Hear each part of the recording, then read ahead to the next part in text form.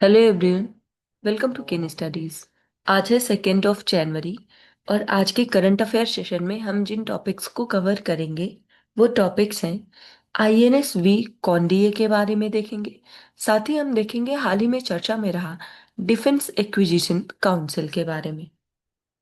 इसके साथ ही हम देखेंगे national artificial intelligence research institute जो है इसको स्थापित करने वाला भारत का पहला राज्य कौन सा बन गया है।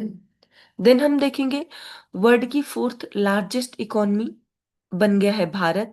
इसके साथ ही जो टॉप 3 कंट्रीज हैं उनके बारे में भी देखेंगे। देन हम देखेंगे हाल ही में चर्चा में रहा तियानजिन डिक्लेरेशन 2025 के बारे में। देन गांडीकोटा कैनियन के बारे में देखेंगे।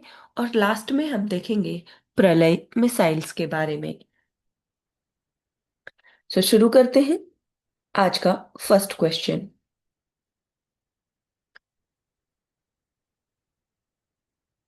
आज का फर्स्ट क्वेश्चन है विद रेफरेंस टू आईएनएस वी कॉन्डे कंसीडर द फॉलोइंग स्टेटमेंट्स। यहाँ पर आईएनएस वी कॉन्डे से संबंधित कुछ कथन दिए गए हैं जिन पर आपको विचार करना है।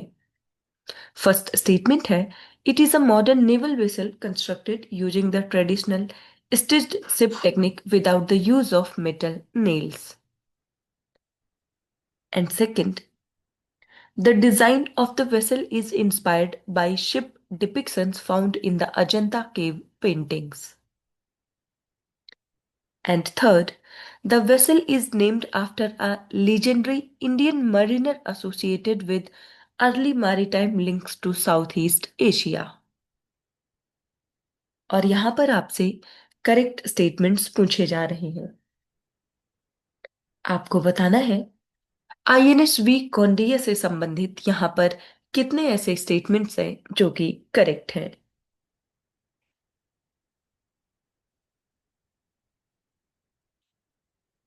और इस क्वेश्चन में आपका करेक्ट ऑप्शन हो जाएगा ऑप्शन सी। यहाँ पर ये तीनों ही स्टेटमेंट्स करेक्ट हैं। आईएनएस वी कौंडिन्य जो है ये अभी हाल ही में चर्चा में रही है क्योंकि इसने एक एंशियंट सी रूट को रिट्रेस किया है to Oman, showcasing indigenous ship building, maritime heritage and India's civilisational links. INSV Kaundinya की बात करें तो it is a unique Indian naval sailing vessel built using the ancient stitched ship technique where wooden planks are joined using coconut coir rope and natural resin instead of modern metal fastenings. This reflects ancient shipbuilding's wisdom aimed at proving flexibility and strength in rough seas. The ship's design specifically recreates a 5th century ship depicted in the Ajanta cave paintings, showcases India's long standing ocean going traditions.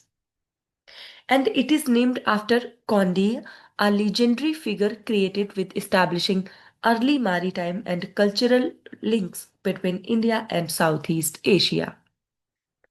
The vessel's voyage from Porbandar to Muscat serves to symbolically retrace India's ancient maritime routes.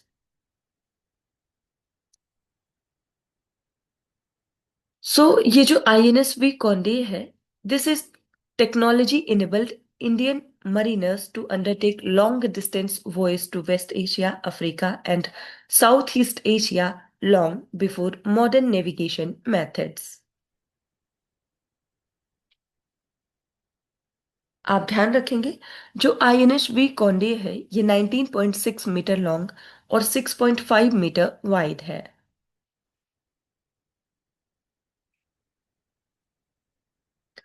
बढ़ते हैं next question की ओर।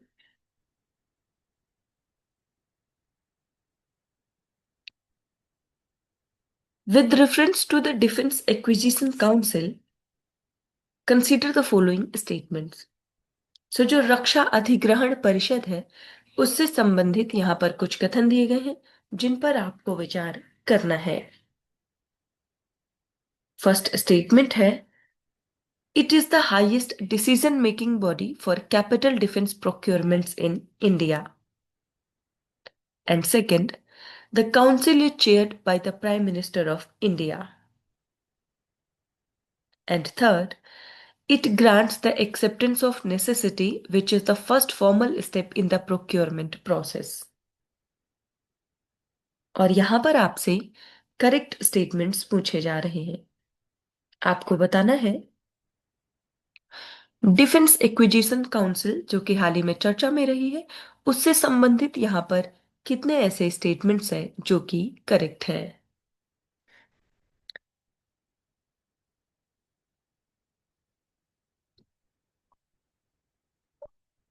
और इस question में आपका correct option हो जाएगा option B. सो यहाँ पर आपका फर्स्ट और थर्ड जो स्टेटमेंट है वो करेक्ट है, जबकि सेकंड इनकरेक्ट है, क्योंकि जो डिफेंस एक्विजिशन काउंसिल है इसको चेयर किया जाता है बाय द डिफेंस मिनिस्टर। आप देख सकते हैं। So defence acquisition council is the supreme body for capital acquisitions and the acceptance of necessity is the critical first step for any procurement project to be included in the 5 year plans. आपने देखा कि जो DAC है इसको chair किया जाता है by the रक्षा मंत्री या defence minister, not the prime minister. So this council was established based on the recommendations of the group of ministers on reforming the national security system to streamline decision making and reduce delays in military hardware acquisitions. सो अभी हाल ही में जो DAC है ये चर्चा में रहा because DAC has accorded acceptance of necessity for capital acquisition proposals worth about 79,000 crore to strengthen the operational capabilities of the armed forces.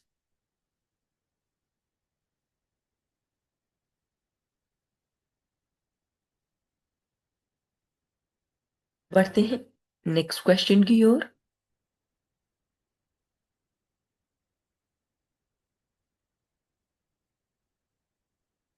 Which state has become the first in India to establish a national artificial intelligence research institution?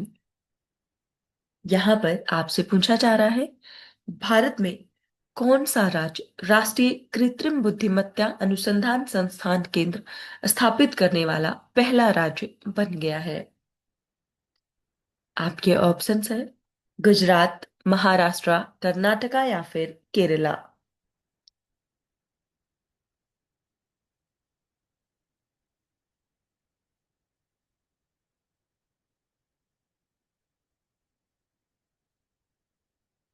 Bharat का पहला state जो कि national artificial intelligence research institution को establish करेगा वो है गुजरात। आप देख सकते हैं Gujarat government, led by Chief Minister Bhupendra Patel, approved the Indian Artificial Intelligence Research Organization at Gujarat international finance tech city, जिसे हम गिफ्ट सिटी के नाम से जानते हैं, जो कि स्थित है गांधीनगर में। So Gujarat became the first state in India to establish a national artificial intelligence research institution under a public-private partnership model. So IAIRO, ये जो Indian artificial intelligence research organisation है, it will start operation on 1 January 2026 as a non profit under section 8 of the companies act 2013, and it will follow a public private partnership model via state government, central government and the Indian Pharmaceutical Alliance.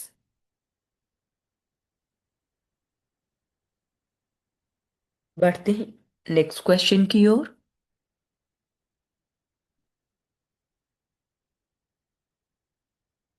As per the recent report, India recently surpassed which country to become the world's fourth largest economy? यहां पर आपसे पूछा जा रहा है हालिया report के अनुसार भारत ने किस देश को पीछे छोड़कर विश्व की चौथी सबसे बड़ी अर्थव्यवस्था का स्थान प्राप्त किया है। आपके ऑप्शंस हैं जापान, जर्मनी, रशिया या फिर China.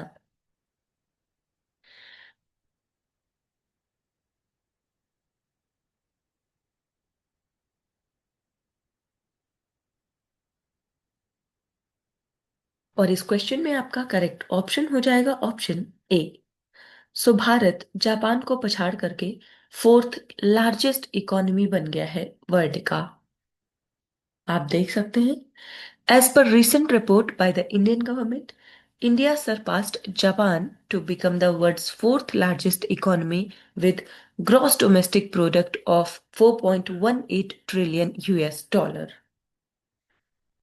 So India is expected to overtake Germany to become the third largest economy by 2030 with projected GDP of 7.3 trillion US dollar. India remains the world's fastest growing major economy despite global trade uncertainties. So real GDP grew 8.2% in second quarter of the 2025 and 26, rising steadily from previous quarters. So growth is driven mainly by strong private consumption and domestic demand. United States rank first and China second in the global economy size. So global economy size की बात करें तो first place पर है USA, second China, third Germany, fourth India, fifth Japan, sixth United Kingdom, then seventh France, eighth Italy, ninth Canada and tenth place पर है Brazil. आप ध्यान रखेंगे कि इंडिया ने जापान को पछाड़ा है और अब इंडिया फोर्थ लार्जेस्ट इकोनॉमी है। इसके साथ ही जो टारगेट है जर्मनी को पछाड़ करके थर्ड लार्जेस्ट इकोनॉमी बनने का, वो है 2030। बढ़ते हैं नेक्स्ट क्वेश्चन की ओर।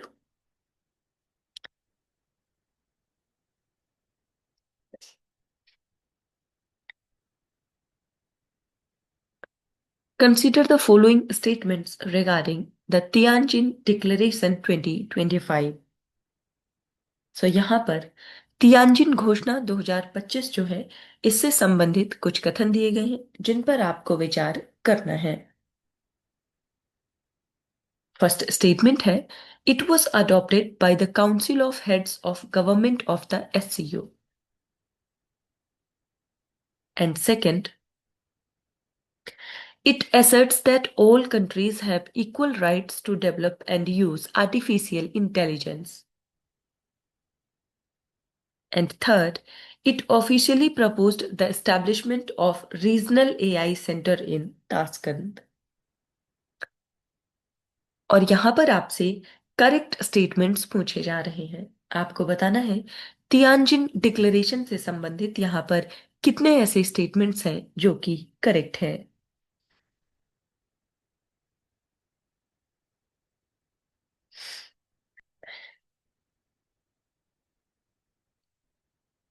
और इस क्वेश्चन में आपका करेक्ट ऑप्शन हो जाएगा option A.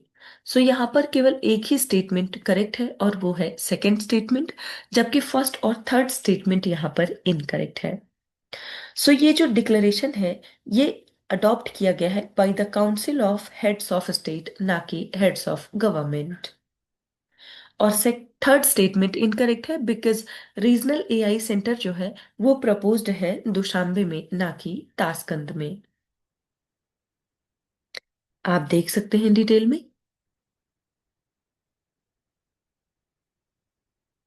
The declaration was adopted by the Council of Heads of State, not the Council of Heads of the Government. So it emphasizes equal rights to AI development, aligning the United Nations General Assembly resolutions on capacity building. So the declaration welcomed the proposals for a regional AI center in Dusambe, North Tashkent, and the declaration focuses on risk mitigation, transparency, and the implementation of the SCO AI cooperation roadmap to guide joint research and standards. So, at the 2025 Shanghai Cooperation Organization's Summit in Tianjin, India ने join किया other SCO members को in endorsing the Tianjin Declaration, committing to deepen cooperation in artificial intelligence, governance and capacity building. So SCO की बात करें तो ये एक permanent intergovernmental organisation है focused on regional security, economic cooperation and people to people ties across Eurasia. So SCO को establish किया गया 15 जून 2001 को एज संघाई 5, और बाद में ये धीरे धीरे इवॉल्व होता गया। सो एससीओ का जो हेडक्वार्टर है वो है बीजिंग, चाइना में। वर्तमान समय में 10 मेंबर कंट्रीज या 10 कंट्रीज इसकी मेंबर्स हैं। उनमें है India, China, Russia, Kazakhstan, Kyrgyzstan, Tajikistan, Uzbekistan, Pakistan, Iran and Belarus. इसके साथ ही दो ऑब्जर्वर स्टेट्स भी हैं जिनमें शामिल है अफगानिस्तान और मंगोलिया। और इस ऑर्गेनाइजेशन का उद्देश्य है स्ट्रेंथन करना mutual respect, mutual trust, friendship and good neighbor lines, and also promote cooperation in politics, security, economy, science and technology, energy, transport, culture and education। सो आप ध्यान रखेंगे, हाल ही में चर्चा में रहा जो तियानजिन डिक्लेरेशन है वो संबंधित है एससीओ कंट्रीज से। बढ़ते हैं नेक्स्ट क्वेश्चन की ओर।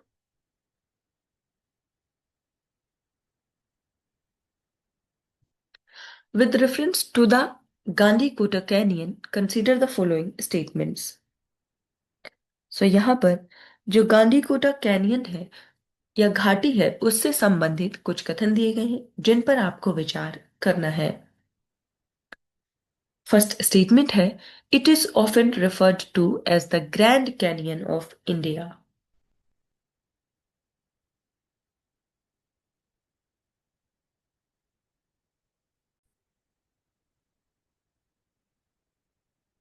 सेकेंड स्टेटमेंट है, the canyon is formed by the river Godavari as it cuts through the Erramala hills. And third, it is located in Andhra Pradesh. और आपको बताना है कि गांडीकोटा जो कैनियन है उससे संबंधित यहाँ पर कितने ऐसे स्टेटमेंट्स हैं जो कि करेक्ट हैं।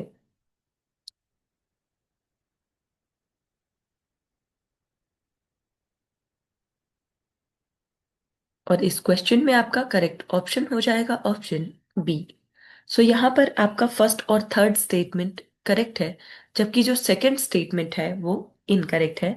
Because this canyon is carved by the Pennar river, not Godavari. आप देख सकते हैं। So the canyon is carved by the Pennar River, yeah, Pennar River, not the Godavari, and it is situated in the Kadapa district of Andhra Pradesh. So the landscape is characterized by the Iramala Hills and steep quartzite cliffs. So it is a significant geological and historical site. So recently ये जो Gandhi Kota canyon है ये काफी चर्चा में रहा because it has drawn renewed attention as a spectacular yet underdeveloped natural heritage site despite recent state plans to boost tourism infrastructure। सो आपने देखा कि ये जो कैनियन है ये आंध्र प्रदेश के कडपा डिस्ट्रिक्ट में स्थित है।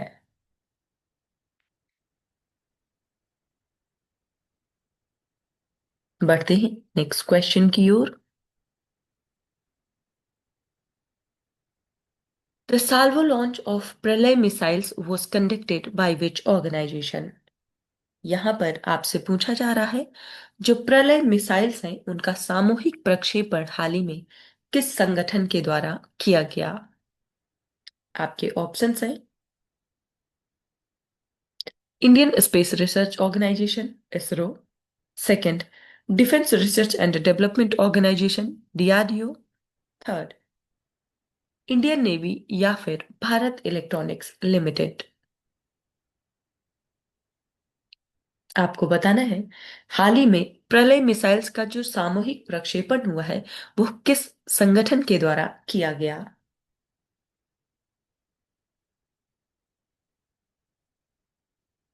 और इस क्वेश्चन में आपका करेक्ट ऑप्शन हो जाएगा ऑप्शन बी। सो ये किया गया है डीआरडीओ के द्वारा। आप देख सकते हैं DRDO successfully conducted a salvo launch of two Pralay missiles from the same launcher of Odisha coast. So the test was part of the user evaluation trials by the Indian Air Force and Indian Army. So both missiles followed the planned trajectory and met all the flight objectives. Tracking was done by Integrated Test Range Chandipur and onboard telemetry systems. सो प्रलय की बात करें तो it is an indigenously developed solid propellant quasi ballistic missile with high precision guidance and it can carry different warheads for multiple target types, and the missile was developed by research center Imarat Hyderabad with the other DRDO labs. ये जो प्रलय missile है, इसका उद्देश्य है provide the Indian Army and Indian Air Force with a rapid response, high accuracy, conventional strike capability. आप ध्यान रखेंगे, इसकी जो रेंज है वो है 150 किलोमीटर टू 500 किलोमीटर। आप ध्यान रखेंगे, इसका जो टाइप है वो है quasi ballistic surface to surface missile.